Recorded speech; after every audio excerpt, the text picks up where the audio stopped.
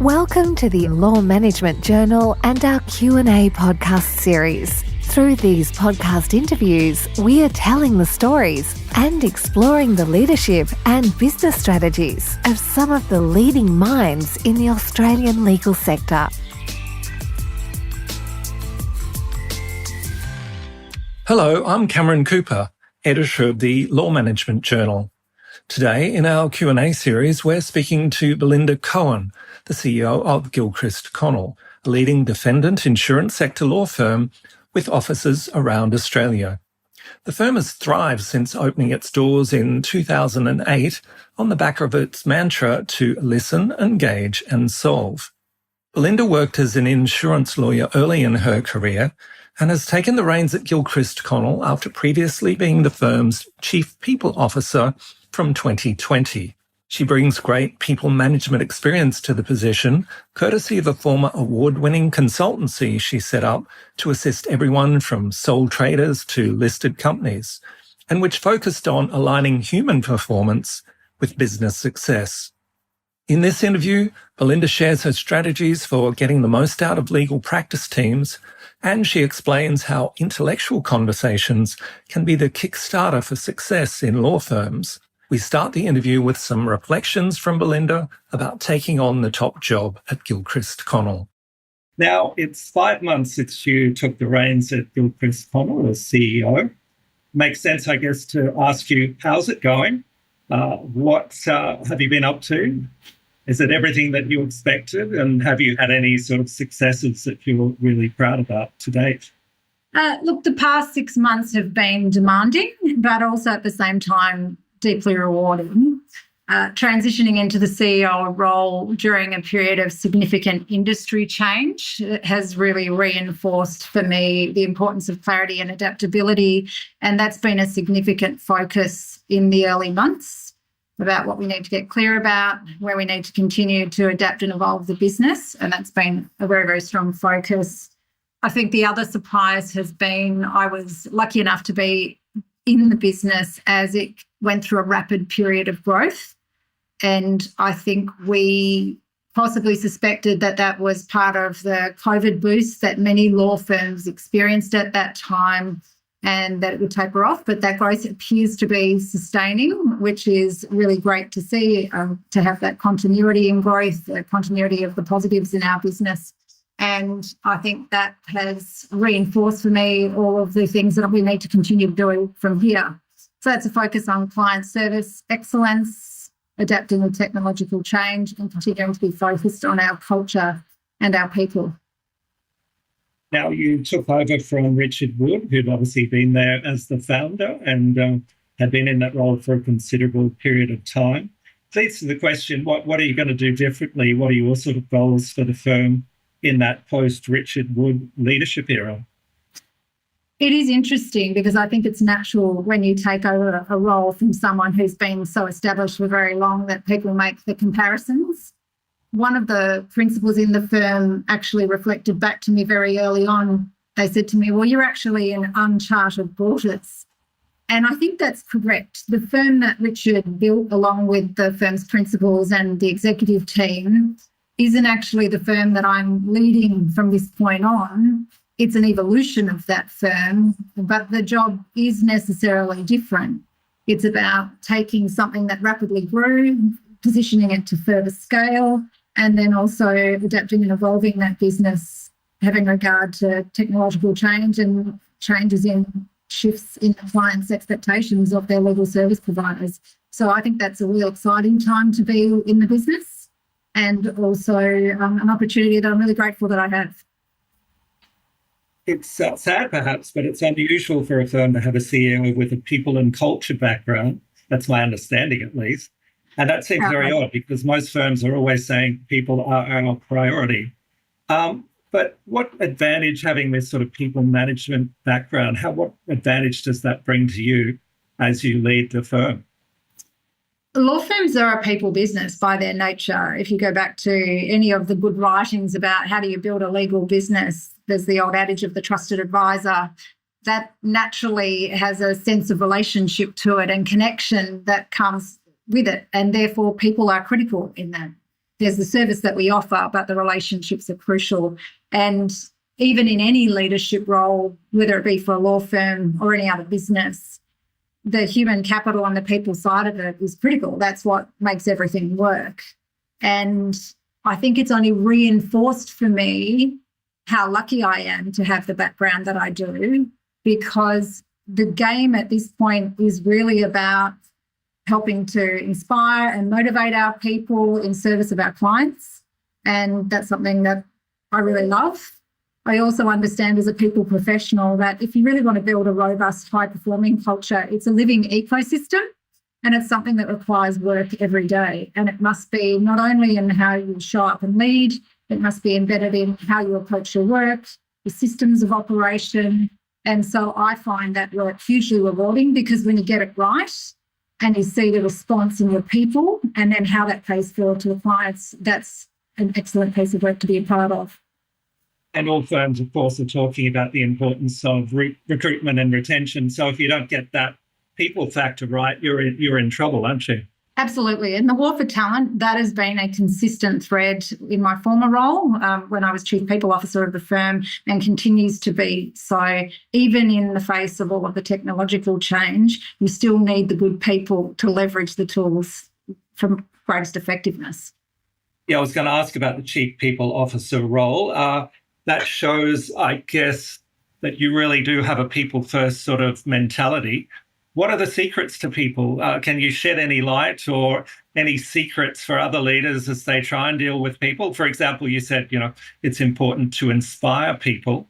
Have you got any tips, I guess? I think I'm what you might refer to as a people anthropologist. I have for a very long time been very fascinated with people, because I think I'm curious about why do people do what they do. I think I've been doing an unofficial thesis my entire career on why do people do what they do at work, why do they perform, why do they not perform, what inspires and motivates them. My approach, I think, though, pretty consistently is that you have to have a true north that people are motivated by, are inspired to get on board with, like any kind of, I don't know what the word I'm really looking for, but it's like a cause that they want to be a part of. And then it really does come down to the individual having their part and connection into that higher order purpose or cause. And so that's all that Simon Sinek start with why stuff. But I think I love the forensic and the diagnostics, and it was one of my favourite things to do as Chief People Officer, to actually understand what is an individual's version of that. And people often say, how do you progress with people? How do you get them motivated? And it's really, you've got to get to know them. You have to connect with your people. You have to be interested in your people. I don't think you can fake that. You're either genuinely interested in them or you're not. And I think when people sense that authenticity, they respond to that. And so I take a genuine interest in my people. I like to know what they're doing and why they're doing it and how we can help them to make the most of their career. We spend a lot of time at work. And I think that as an employer, we have a duty to make sure that people grow their skills, develop, and that work can be a fulfilling part of their life. Whilst we do break it down like yeah, sorry to interrupt, but when you break it down like that, it sounds reasonably easy. Getting to know people shouldn't be a chore, or should it? It shouldn't be something that's so daunting. It's something that every leader should want to do.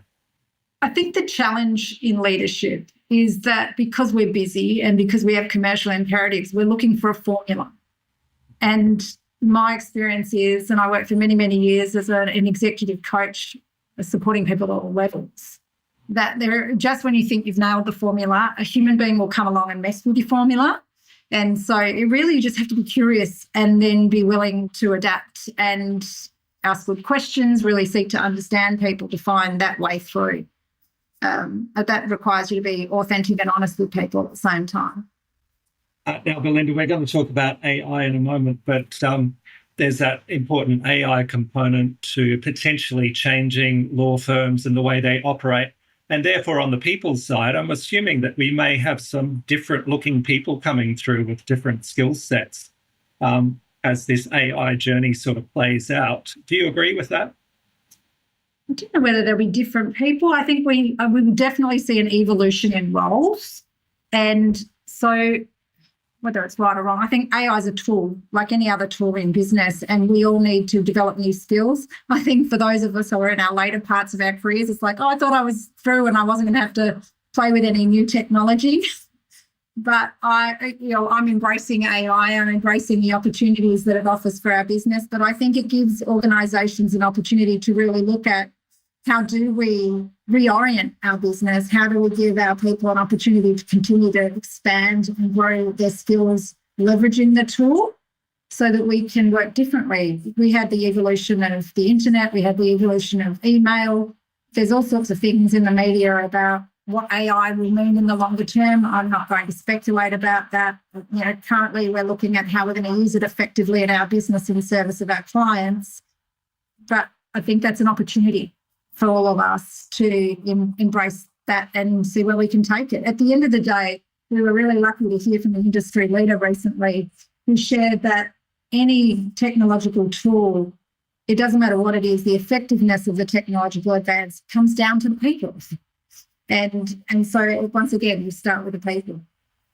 Now, you said about how you're going to use AI. Have you got any sort of early insights to how Gilchrist Connell is doing that?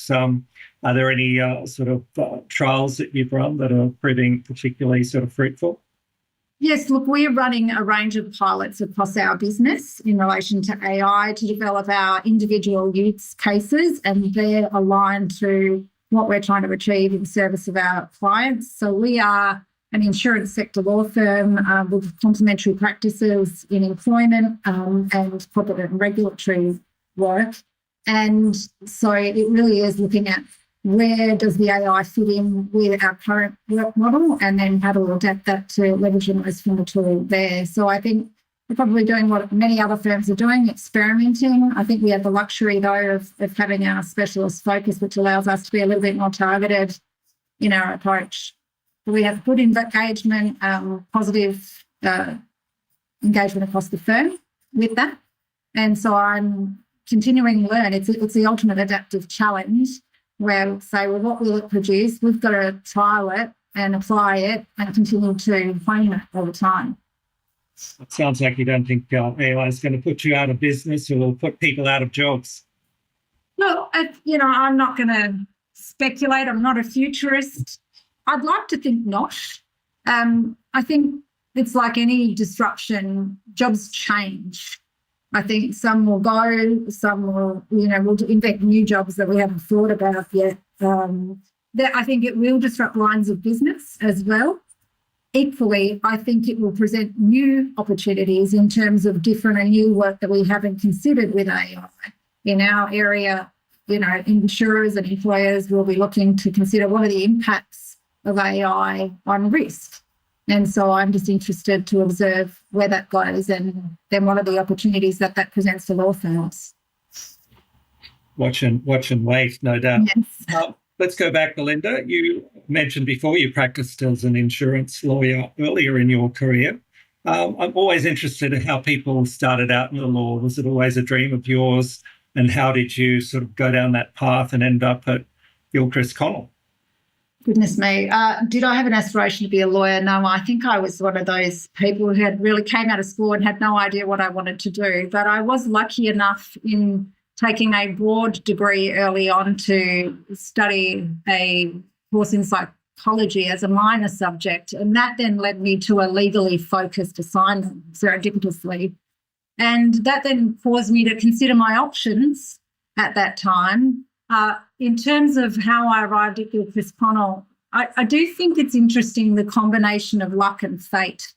So I was offered 2 jobs early on and both were in insurance litigation. So I'm just one of those things that people that you talk about in the industry that fell into insurance by virtue of the fact that they were my options. And I was really lucky, I think, as a junior lawyer to be immersed in the reality of what it is to be in litigation. So I was up instructing in the Court of Appeal on day one and then 3 months later running a Supreme Court trial on circuit. And my career as a lawyer was pretty consistent in spending a significant amount of time in the courts, something that I think, I'm not asking my clients to go and litigate all of their matters, but I think is an experience for a junior lawyer is rich in learning. And I was blessed to have that. I think I also was very interested in broader business. And so I sought opportunities to then move in-house within a statutory insurer, got to see the other side, be client side, which was a fantastic opportunity. And then saw opportunities to see what else I could do. So I had opportunities in business. I then started my own consultancy, and that was very much focused on people and business growth. And that was actually what led me to Gilchrist Connell. I had an opportunity to take up the CPO position as a parental leave position, and now I'm here. But I think the beauty of where I find myself is it is like coming full circle. It brings together all the threads of my career in terms of people, leadership, insurance, the law, and business. And so it feels very right. Perfectly planned it right from the start. That's exactly right. People will always say, how did you get there? And I'd say, in a zigzag. I very much have a zigzag career. I'm curious about all sorts of things and I'm a lifelong learner. I think that has stood me in good stead in my career development. Now, LMJ is all about law firm management, so it makes sense to ask you about your management style. Some people balk at this and think what actually is it? Have you thought about that, and how would you describe it? I would say I am collaborative, transparent, and I value building relationships and trust. I think, some people give you trust up front, others it's trust earned. I take the view that I am going to be better in a village, working with others and collaborating with many minds rather than attempting to do it solo. And I also love giving people an opportunity to have agency in their work, to give them a chance. I think it's amazing what people do when you give them the space to take a piece of work and run with it and make it their own and where they can rise to. I did have an opportunity in my time in my former role where I just wasn't aware of where someone was at in their development. And so I was giving them all manner of tasks. And then someone came in and said, gosh, that's unusual that they're doing that. They're not at that stage. Well, I didn't have the boundaries in my thinking to think it wasn't possible. And lo and behold, this person was a superstar. So yeah. I really love seeing those things happen. I think it's important you give people clarity up front around what good looks like. And I think that serves two purposes. The first is it's fair, so people can understand what success is. And secondly, if they get off track, it makes that conversation of getting them back on track easier. So we talked earlier about, the magic of people. I think the one theme that has been consistent for me over all of my time coming back into the business out from consulting is the importance of clarity in business. I think even in the reading that I did coming into this job, there was a paragraph that I read in one book that said, even when you think you've been clear about something, you're probably going to have to say it another 57 times before it lands. And it's keeping the messages simple, keeping the messages clean and repeating them, understanding that people capture those messages at different points in time and the repetition helps. 57 times, it sounds like being a parent in a sense. Yes. Well, I wouldn't want people to think that that's how I think about them at all, because it's not that. But I think people are busy. We work in a really, really busy time. There's lots of change going on, and sometimes the brain just filters it out, not intentionally. It's just because people are distracted with other things. I think the other thing I'd say about my leadership style is I look to be emotionally consistent. I think that's important for psychological safety. I don't mind people making mistakes. I'm more interested in what happens next. Because none of us are perfect, and I think that's a difficult construct to hold people in. So I want them to have a safe place to challenge themselves, contribute, and progress. Talked about agency a moment ago, and it sort of prompted me to ask that question about a comment you made in the past, and you talked about the importance of having intellectual debates with colleagues as you pursue best practice outcomes. Just interested in what those intellectual debates look like within the firm and how they can play a part in success. I think intellectual debates are critical at this point in time because we are solving lots of problems that we've never encountered before. And so I think the ability to have all voices in the room, all good ideas presented, to challenge the ideas, not the person, is really important for us to get the most robust outcomes. I think my early experience of that came when I was in-house, and because we weren't tied to the billable hour, we would sit and muse on legal problems with great legal minds around the table. I found that hugely stimulating and I learned a lot. And so in the spirit of progress, continuous improvement and innovation, I think it's one of the best tools we have.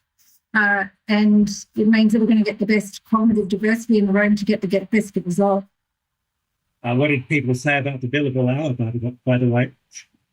I'm not entering into debate about the billable hour, Cameron. That's a road I'm not going to go down. That might be another conversation. Hour-long discussion down the track. In doing my research on your background, and I don't think ChatGPT was involved, but it threw up this thing that you're involved with in creating neuroscience of risk workshops, and it prompted me to think, what is that? Why did you do that? And tell me all about it. This is, I think, part of my people anthropology tour. In my consulting, I was always in search for new information that I could bring to my clients to help them make the work easier, to better understand themselves, to be better leaders. And I had been lucky enough to go to the United States to hear from some of the best neuroscientists who are working in this field of what they call neuroleadership. And I had what I would say a very innovative and avant-garde client who was wanting to run a series of workshops on ethics. And they're saying, can you bring a different spin to it? We want to do something different.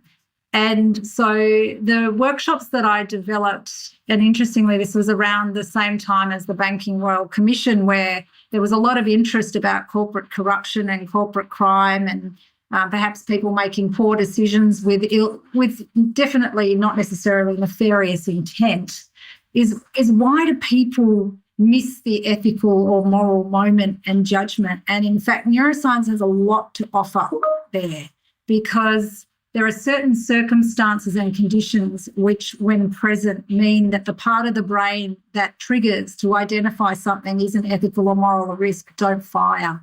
And they are factors of culture, proximity, and time.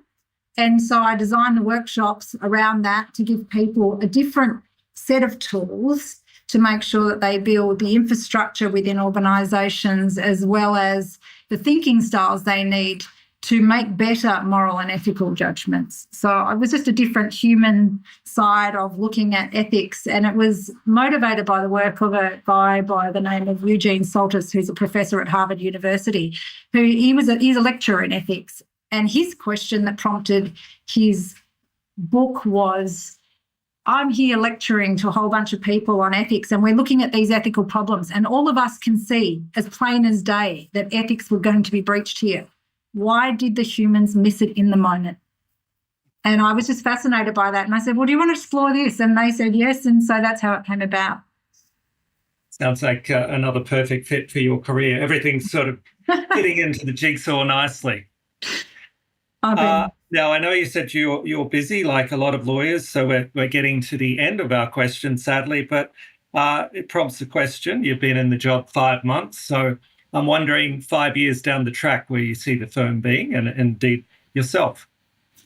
I think the firm will continue to grow and be bigger.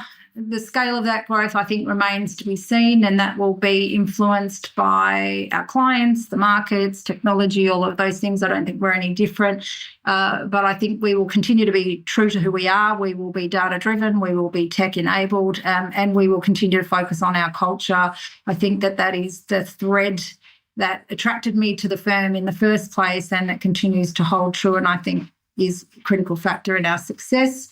We will continue to deepen our relationships with our clients, to progress those things, look at how we can continue to better partner with our clients to help them meet their commercial objectives. So it's really more of the same at scale and, with evolution across across the way as the world does its thing.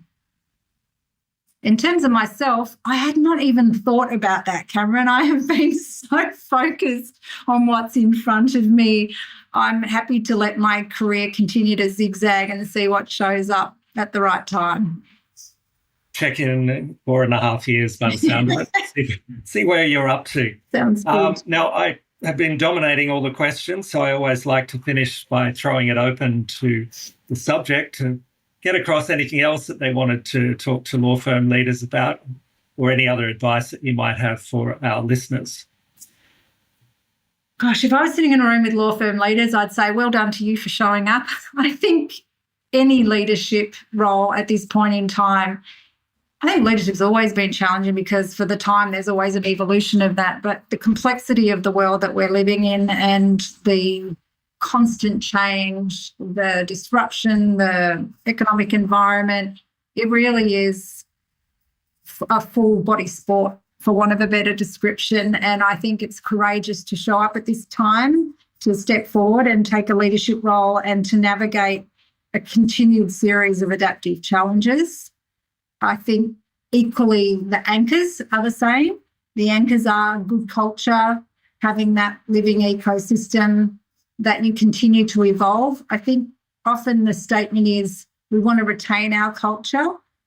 And I heard an idea that I think is possibly right recently, which is cultures evolve. And so the thread of the culture must feel the same, but it evolves to meet the present day and the challenges within it.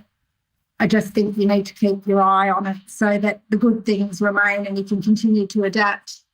I think we have to continue to invest in leadership capability because of all the reasons that I can spend close to 30 years of my career fascinated by human beings and never crack the code.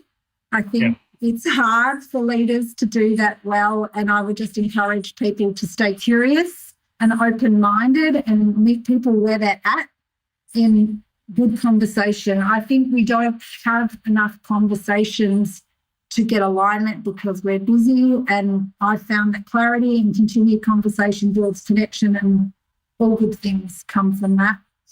I think finally it's that point about authenticity. I have younger children in their 20s and they just have a radar for that stuff and they're expecting it. And so I think that's a great opportunity for a leader, is to just be human, be normal, be accessible, be open and transparent and authentic. And I think if you don't do that, people walk with their feet and they tell you what they think about it. But if you do it well, I think there's lots of rewards in that. Thanks for listening to the Law Management Journal Q&A podcast. If you enjoyed this episode, please consider subscribing. For more law management insights, please visit lmhub.com.au.